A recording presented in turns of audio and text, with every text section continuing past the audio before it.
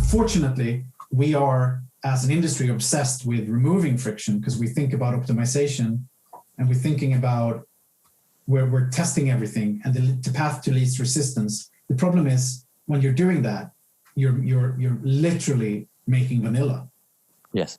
Right. So you have all of these brands that the only flavor they make is vanilla, and there's different types of vanilla, but it's still vanilla. Yeah. And most people like vanilla, but they never pick it. Yes. You know what I mean? So that's the big difference. So I think what's important is that we really have to, and it's quite difficult because it's always to make things shiny and to make things polished. And I think people sometimes confuse the idea of polish and high craft with removing friction, right? Yeah. Let's go back to the statues in marble. The fact that they were super polished doesn't hide the fact that there was a penis. Yes. Half a meter downstairs. You know what I mean? Which now the client would say, "Oh, just can we get rid of that?" Yeah, can you move the sandpaper a little bit down here? But at the end of the day, I think it just comes down to things to make them for someone, so someone actually thinks that it's interesting. But not for everyone.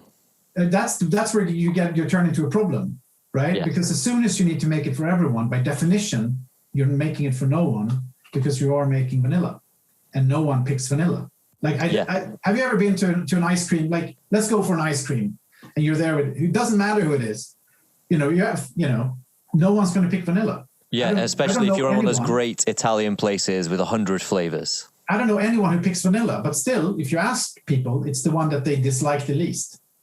Right? There's always a lot of other flavors that they hate.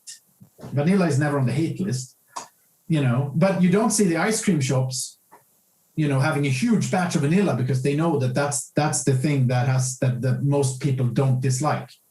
No, that's I think that analogy. I think we need to expand this into a piece for campaign or something and put it in trade papers, because that concept is exactly it. It's like you're trying to open an ice cream store, and one of your flavors is mint choc chip. A lot of people don't like it, which means, in a sense, it didn't test well. So we're going to get rid of that one, and you can start doing that with every flavor. Because I find chocolate ice cream really boring.